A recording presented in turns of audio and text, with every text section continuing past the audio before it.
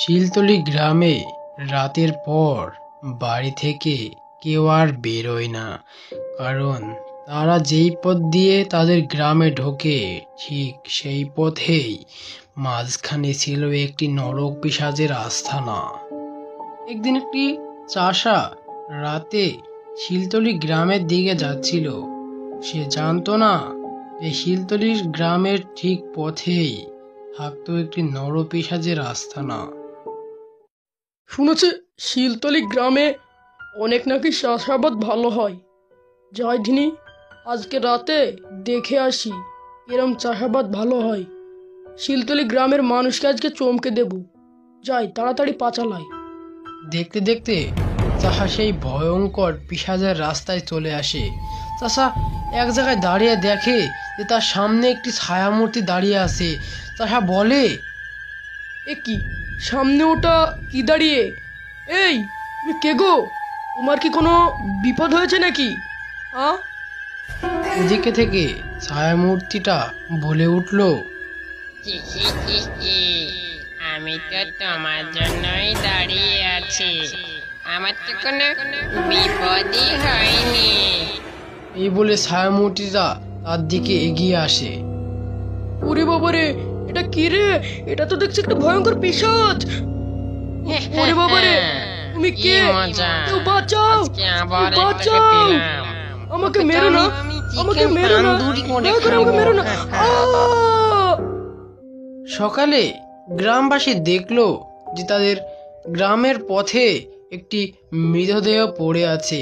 একটি চাষার কয়েকজন তাদের মধ্যে থেকে বলে উঠল, আবারও একজন গেল, এইভাবে আর কতদিন চলবে? গ্রাম থেকে তো অনেক মানুষই মারা যাচ্ছে, কি করার আমাদের? তুমি ঠিক কথা বলেছো খুড়ো, এভাবে তো অনেক মানুষই মারা গেল আমাদের গ্রাম থেকে। কি বা করার? কেউ আজ পর্যন্ত এই পিশাচকে মারতে পারলো না। আমরা কি করব বলো বুড়ো? শিলতলি গ্রামের উত্তরে ছিল একটি বট গাছ। সেই বট গাছের নিচে থাকতো একটি সাধু। একদিন একটি বাচ্চা ছেলে কাঁদতে কাঁদতে সাধুর কাছে এসে বলে, সাধু বাবা, তুমি একটা কিছু করো সাধু বাবা। ওই যে সেই শিলতলি গ্রামে আমার বাবা যাচ্ছিল, আর একটি সবুজ পিশাচ আমার বাবাকে মেরে ফেলেছে। তুমি একটা কিছু করো সাধু বাবা, কিছু করো। তুমি আর কেঁদো না বাছা, ওই নর পিশাচকে আমি তার উচিত শিক্ষা দেব। কতদিন ধরে কমপ্লেন আসছে আমার কাছে। তারপরে বাচ্চা ছেলেটা সাধুর কাছ থেকে উঠে কাঁদতে কাঁদতে তার বাড়ির দিকে চলে যায়। বাচ্চা ছেলেটা তো একটা পিশাচের কথা বলে গেল। দেখি পিশাচটাকে আজই আমি মেরে ফেলবো, নয় তাড়িয়ে দেব। সাধু রাতে বেরিয়ে পড়ল তার শক্তিশালী লাঠি নিয়ে। আজকে না হয় সেই শয়তানকে তাড়াবে, না হয় সে যাবে।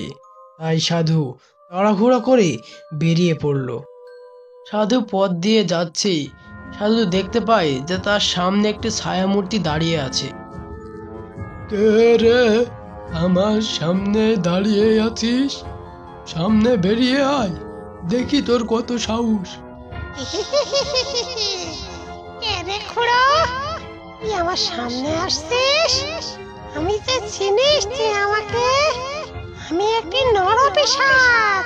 ও, তুই সেই নরপিশাচ? ওকেই তো আমি খুঁজছিলাম। দাঁড়া, ওকে একটি নমুনা আমি দেখিয়ে দিচ্ছি। এই নে। দাঁড়া, কিরকম লাগছে তো? দাঁড়া, দেখ তাহলে কিরকম লাগছে। কিরকম লাগলো রে পিশাচ? নয়তো তুই এখান থেকে পালাবি, না হয় রে তোকে মেরে ফেলবো। মাফ করে দাও হুজুর, আমি আর কখনোই আসবো না। এই পথ ছেড়ে আমি এখনই পালাবো। হ্যাঁ, তাই পালা শিগগিরই, নরপিশাচ পালালো সাধুর হাতে মার খেয়ে। গ্রাম মুক্ত হলো পিশাচ। সবারই আনন্দ হলো।